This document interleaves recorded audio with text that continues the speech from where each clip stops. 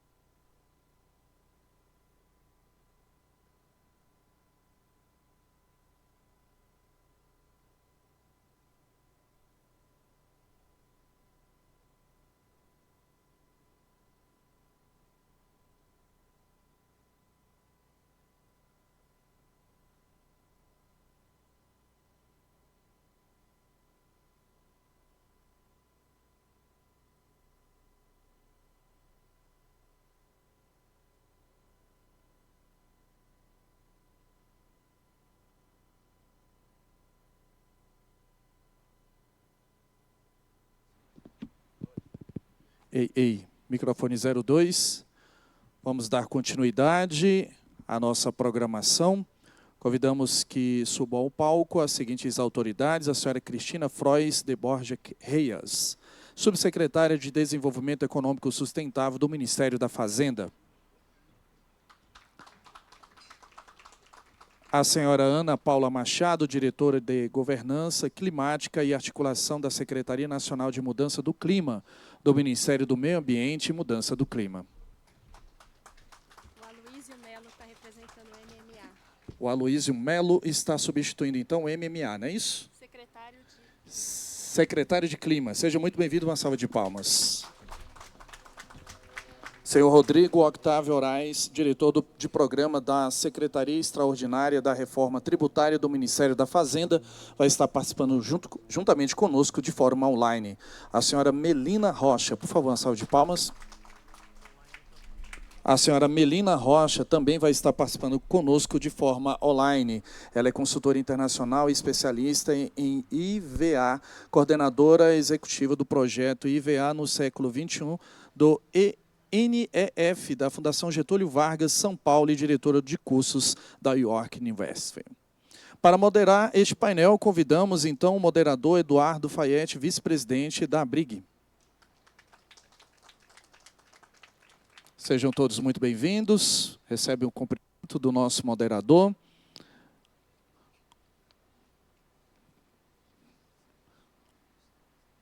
Doutor Eduardo, o senhor tem aí um grande desafio nesse painel. Fique à vontade.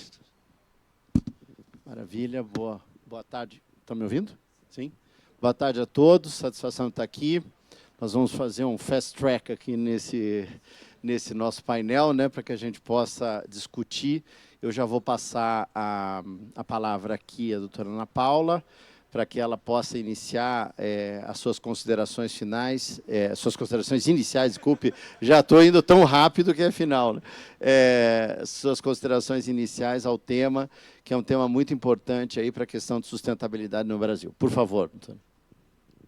Obrigada. Eu sou a Cristina, do Ministério da Fazenda. E eu acho que eu vou falar daqui mesmo. Eu vi que no outro painel o pessoal estava falando. Em pé, vocês estão me ouvindo bem? Difícil competir com a fome, né? Imagino que vocês já estejam, né, aguardando o almoço. Queria agradecer muito o convite para participar desse evento, em especial a AGU, né, em nome da doutora Leila de Moraes, que fez o convite para nós da Fazenda. E o convite foi feito por causa, né, das nossas ações para uma transformação da estrutura produtiva do país, uma transformação que é tecnológica, é financeira e é também cultural. Vocês devem ter visto aí nas suas cadeiras esse folheto, que é o folheto do Novo Brasil, o Plano de Transformação Ecológica, que é um conjunto de instrumentos de políticas públicas, de financiamento, regulatórias, administrativos, tributários e fiscais, justamente para possibilitar essa mudança, para que o tipo de atividade econômica desempenhada no país seja interessante ao mesmo tempo do ponto de vista econômico-social, gerando uma renda, gerando trabalho decente e possibilite uma dinâmica macroeconômica da economia sustentada, não somente sustentável, e, ao mesmo tempo, entre em setores de vanguarda da sustentabilidade,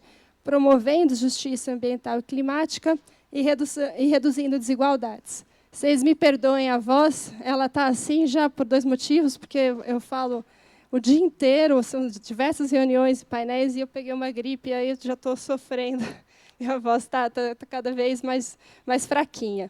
Mas com essa visão de futuro, de mudança mesmo da forma, do tipo de atividade econômica e da forma como o país se coloca em cadeias globais de valor, o mercado de carbono, que é o tema que eu venho trazer aqui, tem um papel fundamental. Ele não é uma única estratégia ou a estratégia principal da descarbonização do país, ele é, sim, uma ferramenta que vai contribuir muito nesse sentido da descarbonização, mas também de gerar oportunidades de renda e de emprego, e eu sublinharia aqui de desenvolvimento tecnológico e de inovação. Os caminhos da descarbonização abrem rotas tecnológicas interessantes, e o Brasil pode se valer de vantagens que já adquirem alguns setores, como, por exemplo, de biocombustível, da agricultura, para fortalecê-los e se tornar um país aí líder de algumas tecnologias mundialmente. A Subsecretaria de Desenvolvimento Econômico Sustentável, que eu atualmente lidero, então vem sendo responsável por essa regulamentação do mercado de carbono, e a gente atua em conjunto. Aqui está o Aloysio Mello, eu brinco que a gente já faz quase um jogral, porque semanalmente estamos sempre nos mesmos painéis, e a gente traz uma visão compartilhada de como tem sido feito o planejamento da implementação da Lei 15.042, que é a lei que institui o Sistema Brasileiro de Comércio de Emissões.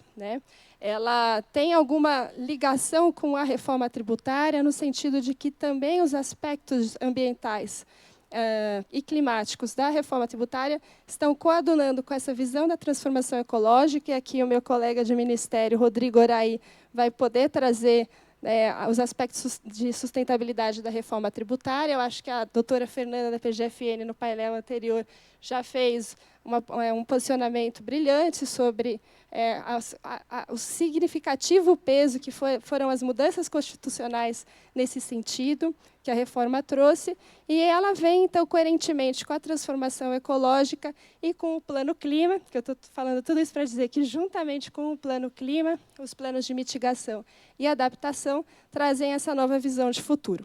Feito esse preâmbulo de como nos colocamos, eu posso partir já para os aspectos da própria implementação do mercado regulado de carbono. No momento, ele tem sido planejado, como eu disse, por um grupo de trabalho que é coordenado pelo Ministério da Fazenda e pelo Ministério do Meio Ambiente, chamado Grupo de Trabalho do SBCE, o Sistema Brasileiro de Comércio de Emissões, no âmbito do SIM, que é o Comitê Interministerial da Mudança Climática.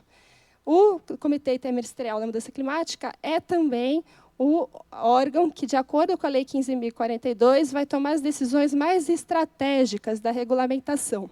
Portanto, adiantando e antecipando algumas dúvidas que geralmente são colocadas, sim, de fato, a regulamentação do mercado de carbono já vem coordenada e alinhada com o Plano Clima e com as contribuições nacionalmente determinadas, as NDCs, que, inclusive, ao serem anunciados no ano passado na COP de Baku, trouxeram uma série de medidas de implementação que vão constituir esse caminho para atingir as NDCs. E, entre elas, estão diversas do Plano de Transformação Ecológica e o mercado regulado de carbono. Vamos lá. Como está a implementação da Lei 15.042? Bom, nós, no âmbito do GT, planejamos essa implementação e constituímos um relatório muito robusto de mais de 100 páginas, que vai trazer os passos que coadunam com o artigo 50 da lei, que traz as fases de implementação do mercado. E nessas fases tem alguns temas que são do primeiro e segundo ano, que cabem ao governo, que incluem, em primeiro lugar, o estabelecimento da governança e apontar o órgão gestor do mercado regulado de carbono. Com isso, e o Aloysio vai poder falar, a lei também institui competências para a Autoridade Nacional Designada e para a CONARED, que fazem parte, então, vamos dizer, desse conjunto de medidas para implementar a governança do mercado regulado de carbono.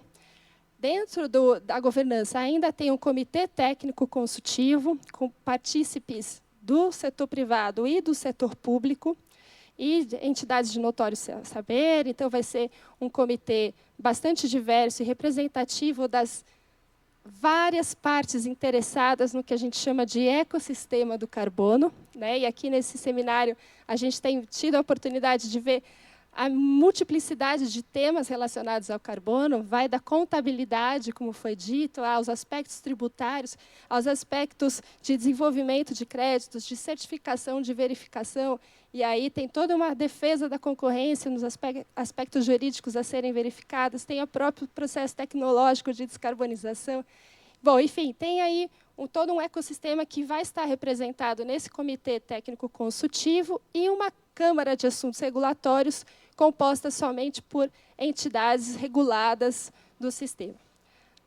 Estabelecido o órgão gestor, né, e a gente tem vislumbrado 2 caminhos para esse órgão gestor. E o ideal seria um anúncio de uma agência reguladora, né, que seja bastante robusta, com um quadro técnico complexo e completo, grande. Serão necessários diversos técnicos, dezenas de técnicos para implementar o mercado regulado de carbono, mas até que essa agência seja decidida e, né, por um projeto de lei e aprovado no Congresso, uma instância transitória será implementada em breve no Ministério da Fazenda, uma secretaria extraordinária do mercado de carbono.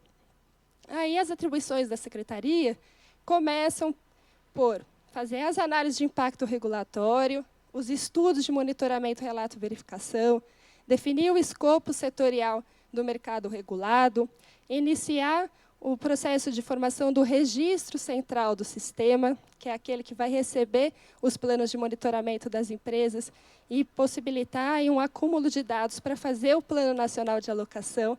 E vocês me perdoem se eu já estiver falando de aspectos bem técnicos do mercado de carbono, mas eu não vou aqui conseguir ter tempo para explicar tudo. E assim eu já vou fechar a minha fala.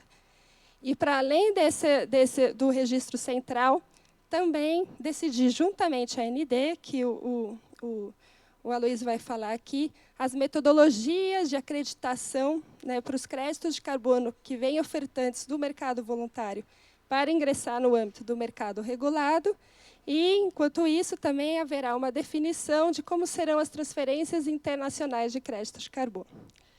Tudo isso para dizer o seguinte, qual que é a mensagem que eu quero passar aqui?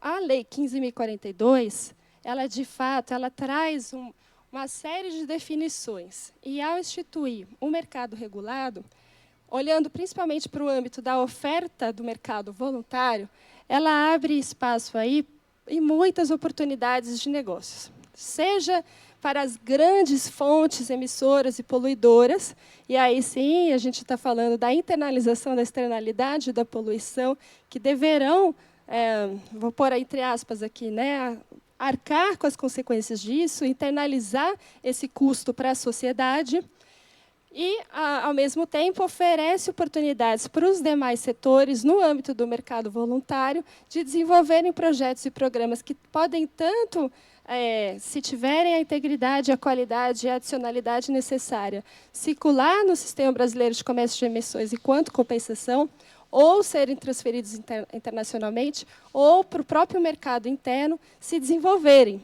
Então, existe um potencial grande. Eu não gosto assim, da grande ansiedade que tem sobre esse tema, porque, muitas vezes, o mercado de carbono é visto como um pote de ouro no fim do arco-íris. Não se trata disso, mas se trata, sim, de uma trajetória que não é rápida, ela é de médio e longo prazo, de desenvolvimento de diversas vias de descarbonização que são interessantes para o meio ambiente, obviamente, mas são interessantes, sobretudo, para a estrutura produtiva do país, né, para a gente ter tipos de inserção nas cadeias de valor, e aí olhando para os diversos setores, que vão desde a agricultura, desde a extração de matérias-primas, passando pela indústria de transformação, e aí por toda uma rede de serviços que poderão, sim, se desenvolver, ser lucrativas e contribuir para o bem-estar da população. Então, essa é a visão que a gente tem como mercado regulado de carbono, que eu queria deixar aqui como mensagem. Muito obrigada. Muito obrigado, doutora Cristina. Eu vou passar para os nossos painelistas que estão online. Aloysio, você me permite, por favor, para que a gente possa falar com eles, até por uma questão de tecnologia, né, se cair alguma coisa aqui. Então, eu gostaria de colocar aqui na nossa conversa o Rodrigo Otávio. Por favor, Rodrigo, se você puder iniciar, e depois a Melina Rocha. Perfeito. Antes de mais nada, agradecer, né? Agradecer o convite, agradecer a importância do evento, ainda mais dentro do contexto da COP, né? E que está todo mundo olhando para o Brasil. E dizer que eu acho que a gente tem muita coisa para se orgulhar e para mostrar, e eu acho que esse esboço e o desenvolvimento vindouro aí do mercado de carbono e a reforma tributária, eu acho que são duas experiências essas, né? Que a gente tem que se orgulhar, discutir, resultado para apresentar e aprimorar, evidentemente, né? Quero cumprimentar os presentes também, os colegas aí de mesa, e em particular a Cristina Reis, minha colega do Ministério da Fazenda, e a Melina, né? A Melina Rocha, ela é uma das vozes mais importantes da reforma tributária no Brasil, que sempre nos trouxe as melhores práticas, sempre serviu para orientar a gente no sentido de adequar, né, ao que há de mais moderno em termos de arcabouço tributário no Brasil. Eu fiz uma apresentação breve aqui, deixa eu, só para ajudar a organizar o raciocínio, eu vou compartilhar a tela com as senhoras e os senhores.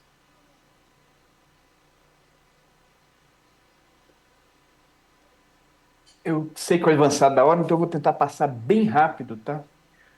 Mas o que é o ponto central?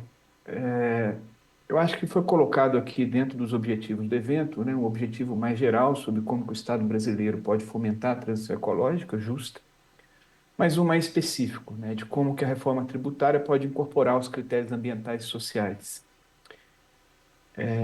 E aí eu acho que a ideia da minha apresentação aqui é mostrar que não é como ela pode, ela já o está fazendo, e eu vou tentar mostrar aqui um inventário e tentar fazer algumas conexões, principalmente com o vindouro mercado de carbono. Tá? E eu acho que ajuda também a organizar não só essa mesa, mas também algumas ideias da mesa anterior que eu assisti aqui com muita atenção, em particular também cumprimentar a Fernanda Schmidt, que participou também de todo o processo de aconselhamento jurídico da reforma tributária, entre outros. Né?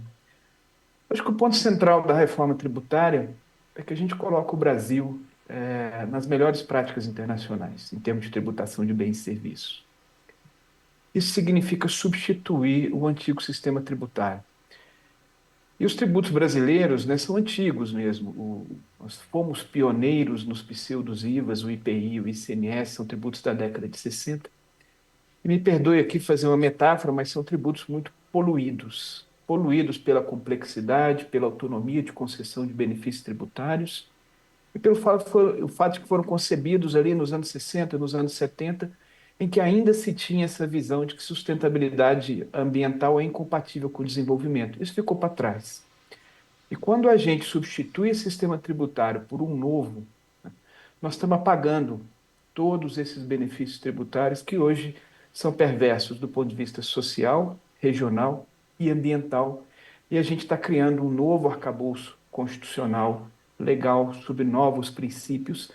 E aí o mercado de carbono chega no Brasil encontrando esse novo arcabouço, tá? Que é um sistema moderno de tributação de bens e serviços, com não cumulatividade plena e com um regime específico de tributação de serviços financeiros, que é pioneiro ao redor do mundo. Eu acho que provavelmente a Melina vai focar esses pontos, né? Mas no novo arcabouço tributário brasileiro, uma certificadora de carbono não tem que ficar discutindo o que dá crédito, o que não dá crédito. se ela transfere ou não transfere crédito tributário para frente. Se não é consumo pessoal do sócio, essa discussão acaba no Brasil.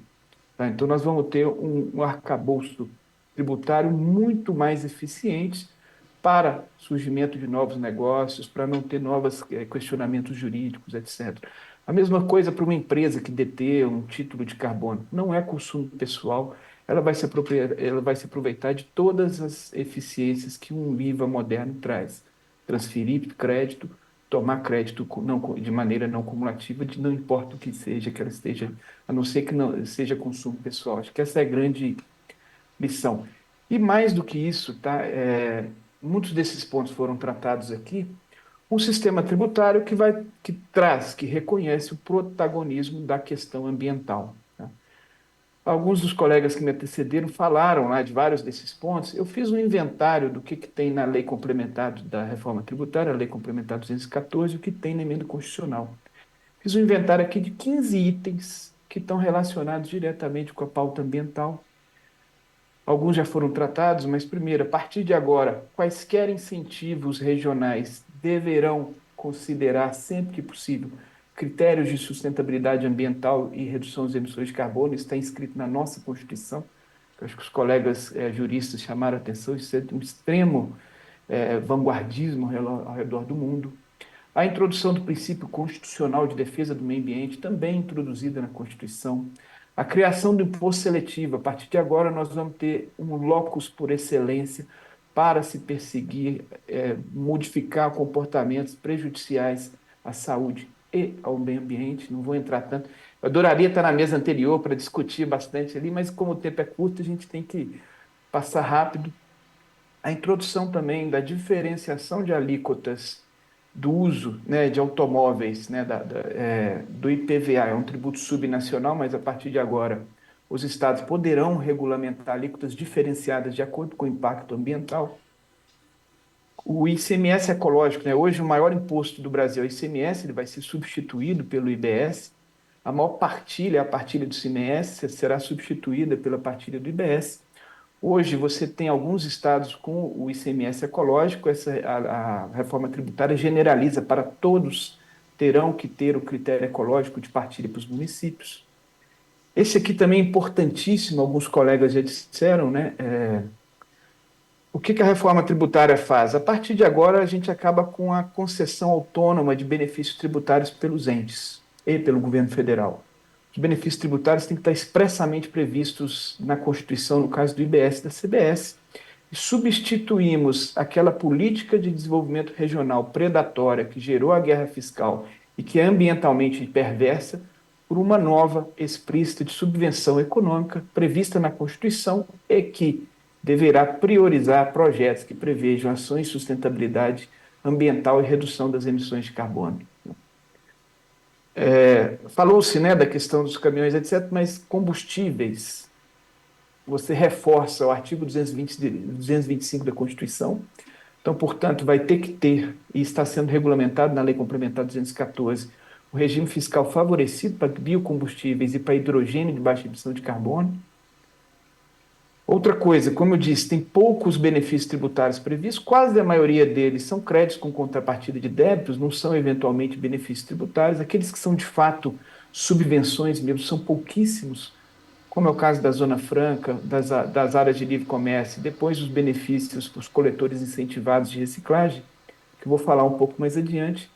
Mas tem também aqui uma previsão de, eventualmente, no futuro, tá, você substituir benefícios tributários na Zona Franca de Manaus, nas ALCs, nas áreas de livre comércio da região norte, por aportes com subvenção econômica, em comum acordo, em mútuo acordo com esses estados, né, da região amazônica, mas que terão, sim, que priorizar também questões de sustentabilidade ambiental. Então, veja como é que toda a reforma está apontando para um arcabouço completamente diferente no futuro. Tá? Vamos agora para a lei complementar, vamos trazer alguns outros dispositivos. Esse aqui também é importante, ele tem uma relação com o mercado de carbono, de maneira mais geral, né, com os serviços ambientais. Claro, né, dentro da reforma tributária, não cumulatividade plena, toma crédito pleno, transfere crédito pleno, mas tem a questão dos não contribuintes, né, e a reforma identifica ali o serviço ambiental como também sendo passível de ter um tratamento privilegiado em termos de redução da tributação. Então, os serviços ambientais, uma certificadora que contratar um serviço ambiental de um não contribuinte, ou eventualmente um fundo, ela vai poder se beneficiar desse. E veja, né, a reforma tributária tem pouquíssimos benefícios, veja que quase sempre relacionados com temas ambientais.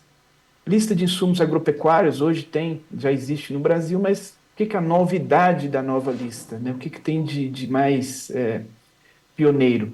Os serviços que são trazidos, mas um protagonismo dos bioinsumos. Então, biofertilizantes, o primeiro item da lista passa a ser biofertilizantes, os corretivos orgânicos, bioestimulantes, reconhecimento das sementes nativas, semente cultivar local, tradicional, crioula. Veja, quando estão dizendo a reforma tributária, o que ela pode fazer? Ela já está fazendo. Tá? Você veja que todas essas coisas já estão no arcabouço aprovado, seja na emenda constitucional, seja na lei complementar 214. Reiterando de novo, né, tem poucos subsídios explícitos mesmo na reforma tributária. Um deles é esse, né, das atividades de reciclagem feitas por coletores incentivados, pessoas físicas, associações cooperativas. A alíquota diferenciada para os biocombustíveis e para os que agora regulamentada, né, está lá no artigo 225 da Constituição, vai ser regulamentada. E quando se aproveitou para regulamentar, introduziu também uma coisa que já existe, vai permanecer numa escala maior, também a alíquota favorecida para aqueles que forem produzidos com matéria-prima adquirida da agricultura familiar. Mais um, 14º, estou no penúltimo, prometo que estou acabando, tá, pessoal? Adoraria falar por muito tempo aqui, mas infelizmente o tempo é pouco. Critérios ambientais na definição das alíquotas do imposto seletivo, então a previsão está na Constituição, a lei complementar está detalhando isso, graduadas conforme critérios de sustentabilidade ambiental para os veículos, automóveis, para as aeronaves e para as embarcações. E aí o último, né, que foi até um tema tratado na anterior, que eu acho que também é revolucionário, tá? Talvez o imposto seletivo tenha ficado aquém do ponto de vista ambiental, talvez, mas o jogo ainda não acabou. E a reforma traz também, né, está na avaliação quinquenal, está na Constituição, mas ela traz para dentro da lei complementar uma previsão explícita de avaliação enquanto política ambiental. Tá? De 5 em 5 anos, o Poder Executivo vai ter que empreender uma grande avaliação, uma grande avaliação de todas as diferenciações de tratamento dentro do IBS e da CBS, assim como uma avaliação do imposto seletivo, em parceria, no caso da IBS e da CBS, com o comitê gestor, um grande envolvimento da institucionalidade, universidades, etc., para a gente ver aquilo que está funcionando, aquilo que não está funcionando e recomendar o que tem que ser aprofundado. Então, se não foi, talvez tenha ficado aprovado aquém, nós vamos ter chances periódicas, obrigatórias, de rever, melhorar e aprofundar explicitamente enquanto política ambiental. Tá? E aí eu acho que só para concluir, a lição aqui que eu quero passar, digamos, a mensagem central, é que não só ela pode, como ela já está incorporando os critérios ambientais. Né? Eu desafio alguém me mostrar tamanha a presença de tantos dispositivos constitucionais e na legislação complementar, fazendo remissão e cobrando, né, a priorização e remetendo ao protagonismo da pauta ambiental dentro, né, do arcabouço tributário ou fiscal. Eu acho que pode ser disruptivo, não só social, regional, mas também ambiental, e nesse sentido o mercado de carbono chega, né, no Brasil, vai adquirir a maturidade num arcabouço muito distante do ponto de vista de sustentabilidade ambiental, de estímulo às atividades produtivas. A gente não só remove os estímulos perversos, como a gente está colocando um arcabouço muito mais adequado, né, alinhado à pauta ao futuro, né, no sentido de ser sustentabilidade econômica, ambiental e social. E aí um pioneirismo também. Acho que a Melina vai trazer esse ponto. O Brasil está colocando as melhores práticas do ponto de vista de não cumulatividade e de eficiência. Tá? Isso significa não cumulatividade plena, seja de quem está em meio de cadeia, né? A gente transforma, de fato, o modelo de tributação de bens e serviços no Brasil no modelo de tributação de bens e serviços sobre aqueles bens fornecidos para o consumidor final. Tudo aquilo que é meio de cadeia é alíquota zero nesse novo IVA, no sentido de que todos os débitos vão ser compensados, vão ter contrapartida na geração de créditos, sem gerar ineficiências e cumulatividade ao meio da cadeia, em benefício da certificadora de mercado de carbono, em benefício da adquirente do título. E assim como um sistema financeiro que a gente está trazendo a não cumulatividade para dentro dele, um regime financeiro extremamente moderno. Tá? Com isso, eu quero concluir e me colocar aqui à disposição, agradecer a oportunidade e convidar, né, todo mundo a ajudar a reforma tributária que ainda está em fase de regulamentação. A gente está descendo agora para os detalhes, saindo da Constituição, saindo da lei complementar. Ainda falta, né, a tramitação da lei complementar 108, que está no Senado, de aspectos mais relacionados aos entes, né, a administração do tributo regional, do IBS, né? Mas ainda nesse detalhamento de regulamentação e de operacionalização, eu acho que convidar todo mundo para participar, porque não tenho dúvidas, né, que ela vai ser uma grande protagonista aí no sentido de criar um arcabouço muito mais eficiente e propício, né, para o desenvolvimento sustentável e acoplar aí junto o desenvolvimento do mercado de carbono. Obrigado e peço desculpa se eu passei muito Obrigado. rápido, porque o tempo é curto e é muito assunto para falar. Obrigado, Rodrigo, pela tua apresentação. Eu vou pedir para Milena Rocha fazer a dela e, se possível, dentro dos 5 minutos, porque o Aloysio também tem um outro evento aqui na sequência e precisa sair rapidamente. Obrigado, Milena. Obrigada. Eu vou ficar nos meus 5 minutos, porque eu cedi um pouco do meu tempo para o Rodrigo, e eu sei que já estamos passando do tempo. Obrigada pelo convite da AGU para estar aqui conversando um pouquinho com vocês sobre a tributação do crédito, do mercado de crédito de carbono. Dentro desses meus 5 minutos, eu queria só chamar a atenção. Eu não sou especialista em mercado de crédito de carbono ou nenhum tipo de transação de crédito de carbono, já deixo isso claro, então aprendi bastante com a primeira fala inicial da colega ali do Ministério da Fazenda. Mas o que eu queria falar do ponto de vista do IVA, do modelo IVA, é que o IVA, em geral, ele tem uma base ampla, né? O que significa que todas as operações com bens materiais, serviços, inclusive na nossa base, como o Rodrigo bem mencionou, a gente está inovando a incluir serviços financeiros na base do IVA.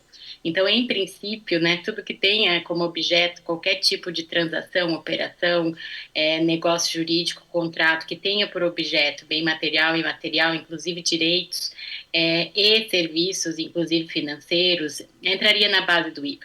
Então, internacionalmente, hoje se discute em vários países, né, como que se dá a tributação do mercado de carbono pelo IVA. E aí muitos países têm adotado e seguido muito recentemente, por exemplo, eu cito o caso do Reino Unido, que em 2024 passou a tributar o mercado voluntário de carbono pelo IVA.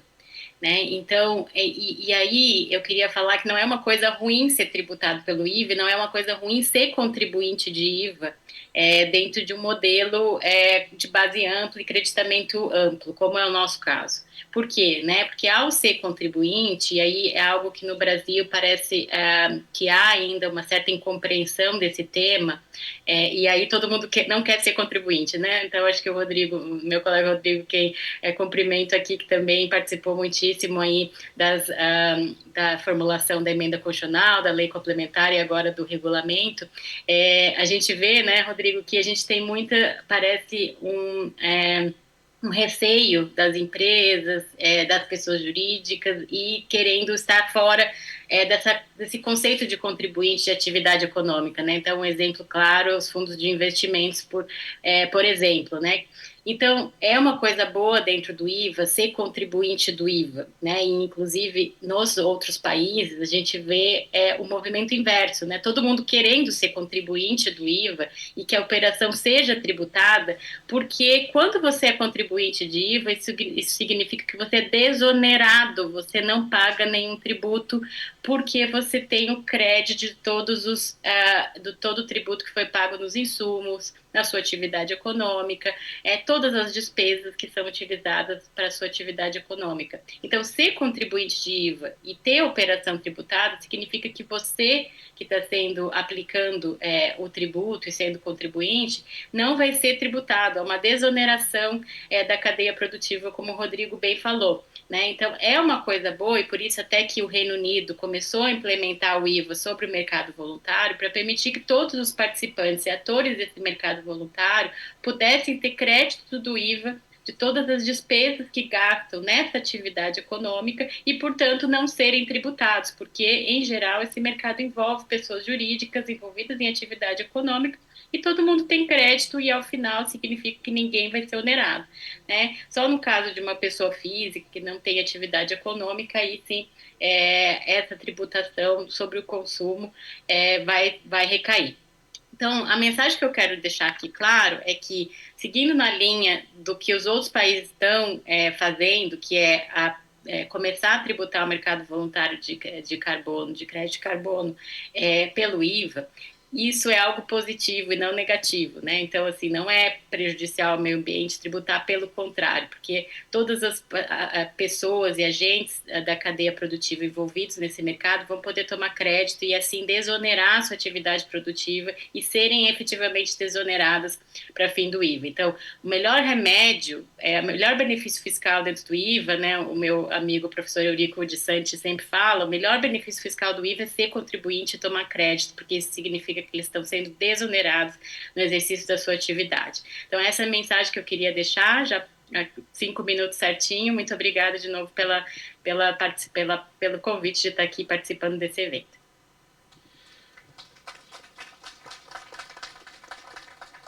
Muito obrigado, menina. Agora eu vou passar a palavra aqui ao Luiz. Luiz, por favor.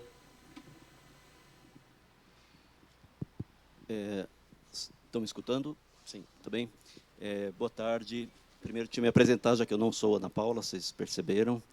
Meu nome é Aloysio Melo, sou secretário nacional de Mudança do Clima do Ministério do Meio Ambiente. Assumi essa função desde que Ana Toni assumiu uma função mais complexa ainda, que é a da diretoria executiva da COP30. O nosso papel no Ministério e no governo federal é coordenar os instrumentos da política climática do país e a sua inserção internacional. Isso envolveu a elaboração da NDC, sua atualização que foi submetida o ano passado e que estamos fazendo agora, que é atualizar o como implementamos aqueles compromissos perante o Acordo de Paris e a Convenção do Clima, como isso se materializa em ação do poder público nos seus vários níveis e também no engajamento, atuação do setor privado, sociedade civil, visando alcançar metas de descarbonização, tem uma meta de longo prazo e metas intermediárias, 2030, 35, mas também de tornar o país mais resiliente aos impactos da mudança do clima, que já são muito presentes,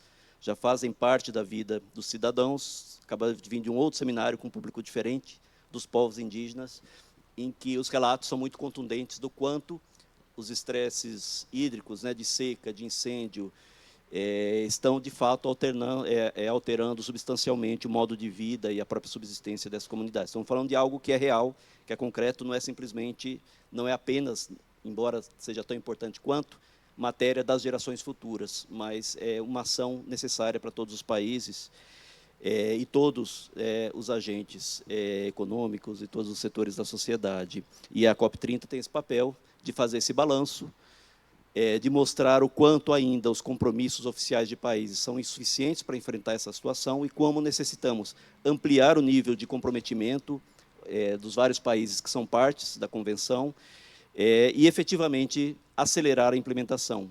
Tem instrumentos como instrumentos tributários ou mercados regulados de carbono, são parte muito importante desse contexto, porque eles criam uma sinalização clara na forma de um preço explícito para a emissão de carbono, como externalidade negativa que é, como gerador de um custo social para governos, né, e para a sociedade como um todo, e, de outro lado, também reconhecendo o benefício que existe quando se reduz as emissões ou quando se promove a remoção de carbono da atmosfera por meio de determinadas atividades. Então, os créditos de carbono no mercado voluntário, o mercado regulado e os instrumentos internacionais do arcabouço internacional da Convenção sobre Crédito de Carbono são instrumentos que efetivam isso, além, é claro, e acho que aí tem esse amplo debate do Brasil, que agora ingressa no grupo de países, isso vem lá da década de 80, que tem instrumentos tributários voltados especificamente para as emissões de carbono, né?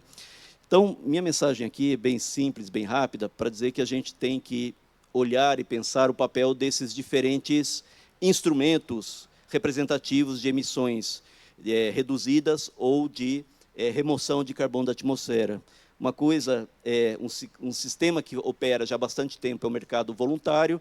Agentes privados, empresas, voluntariamente resolvem implementar determinados projetos sob metodologias reconhecidas, verificadas, que, se implementadas e se verificadas a corretude da sua implementação, permite a geração de ativos, né, que ficam lá constantes de um registro, né, da entidade que verificou esses créditos, que certificou, e que podem ser transacionados para outros privados. Isso é o mercado voluntário, ele opera e espera-se que, para o Brasil, ele cumpra um papel muito importante. A descarbonização do país ela vai depender de investimentos por agentes privados em atividades como a restauração florestal, que é uma atividade nova do ponto de vista comercial, mas que vai ser fundamental para esse resultado que a gente chama de remoção de carbono da atmosfera. Então, esses empreendimentos, assim como energias renováveis, resíduos que fazem a captura de metano, etc., eles podem gerar créditos de carbono e esse instrumento se materializa ou canaliza, viabiliza o financiamento que essas atividades necessitam. Vários desses projetos só fecham a conta de viabilidade se eles materializam a receita oriunda da venda de créditos de carbono. Então, ter segurança jurídica, um arcabouço, um regramento que diga como os agentes vão operar e como a tributação incide ou deixa de incidir nas operações de geração, registro, transação de créditos de carbono é fundamental para dar segurança para que esses agentes privados que estão na ponta gerando créditos, que estão na outra ponta comprando créditos, possam operar. O mercado regulado ele é um outro mecanismo com outra natureza e que comercializa outros ativos.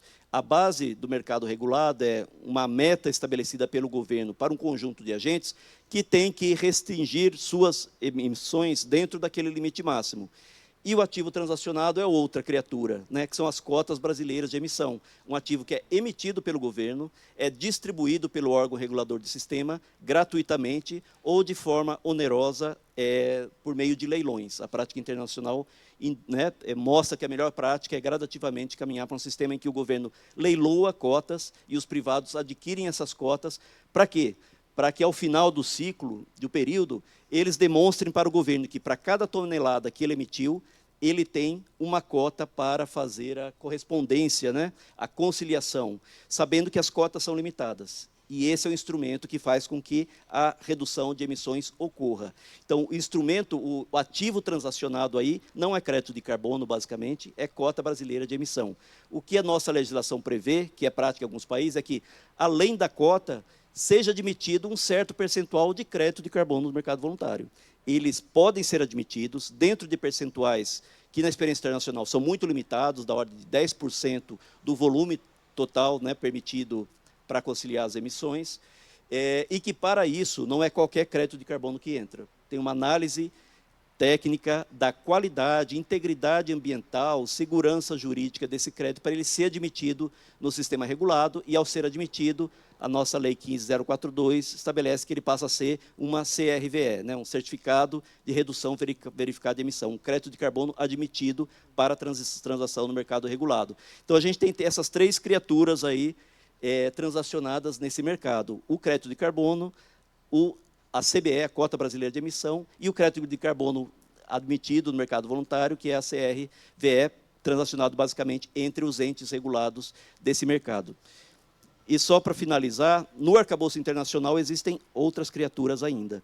Tem um sistema da ONU de geração de crédito de carbono, aí a natureza dele é muito semelhante a um crédito de carbono, só que ele é gerado, recebe um carimbo da ONU como um crédito que obedece os padrões de qualidade ali, e tem uma outra transação entre países. Um país como o Brasil, caso tenha reduzido suas emissões mais do que precisava, pode autorizar a venda de créditos para outros países, e aí recebe o nome de uma transferência internacional de resultados de mitigação, ITMO, na sigla em inglês. Mas é um privado autorizado pelo governo a vender seus créditos de carbono, ou que tem que ter virado CRVE, na prática, vender suas CRVEs para um país ou para uma entidade autorizada por esse país, para que esse país cumpra a sua meta no Acordo de Paris. Então, eu acho que esse é o ecossistema, eu diria, desse mundo dos créditos de carbono, e o ponto central, e acho que a mensagem central é essa, ter um sistema tributário eficiente, que dê clareza, né, sobre a sua incidência e que permita aos agentes operar de forma clara e segura, é fundamental para que esses vários circuitos de transação, de geração de crédito, operem, que a gente tenha tanto o mercado regulado ativo, com liquidez e com sinal de preços claros para os regulados, como o mercado voluntário, em que agentes, de fato, se disponham a empreender em projetos de geração de crédito de carbono e, de outro lado, agentes, empresas que querem ser carbono neutras possam ter segurança de que eles estão comprando ativos que vão saber claramente como vão poder registrá-los no seu balanço e qual é o tratamento tributário a ser despendido. Parece básico, mas a nossa história nesse mercado, que vem lá dos tempos do MDL, da década de 90, é de muita incerteza, muita insegurança, até hoje. Então, a Lei 15042, acho que traz clareza e é preciso, no âmbito da reforma tributária, seguir e aumentar esse ambiente de segurança jurídica e de certeza para que esse mercado funcione. Então, muito obrigado. Eu, de fato, tenho esse limite, a gente tem às 14 horas um evento com estados e municípios, começando lá no Ministério, então vou precisar me deslocar para lá, mas a gente achou importante estar aqui, porque é muito importante que esse debate ocorra, que a gente aumente a nossa clareza dos vários agentes, das várias instituições, sobre como operar com essas novas criaturas, vamos dizer assim, que são fundamentais para as estratégias de descarbonização do país. Muito obrigado. Aloysio, muito obrigado. Eu gostaria de agradecer, antes de você sair, Aloysio, a você, a Melina e ao Rodrigo e a Cristiana que saíram daqui. A gente não vai esticar aqui o debate, até respeitando aí a agenda de todos, mas eu gostaria só de deixar uma reflexão que eu acho que é importante dentro dessas primorosas exposições que a gente teve aqui, que é o estabelecimento de um diálogo permanente. Eu sou da Associação de Relações Institucionais e Governamentais, né, Associação Brasileira, então um diálogo permanente entre o setor público e o setor privado, porque, de fato, o setor privado muitas vezes tem a intenção positiva de contribuir, mas o desconhecimento e a insegurança jurídica, como você muito bem destacou, para que possa avançar em projetos para contribuir, porque, afinal de contas, esse estado de excesso de carbono no planeta é em função da nossa existência, simplesmente, né? Alguns com mais responsabilidade, outros com menos, mas todos nós que contribuímos para essa situação. Então, essa reflexão de uma aproximação maior, de um diálogo maior, não que não esteja havendo, mas no sentido da educação, do esclarecimento dos aspectos relacionados ao mercado de carbono, que, de fato, é um pouco um oráculo, né, ainda para muitos setores privados, principalmente das médias e pequenas empresas. As grandes empresas já têm uma estrutura melhor, mas isso é fundamental para o nosso país. Gostaria de agradecer mais uma vez a todos, Melina, Rodrigo e Aloysio e a Cristina, e desejar a todos uma ótima tarde e o nosso almoço. Obrigado a todos. Obrigado, Aloysio.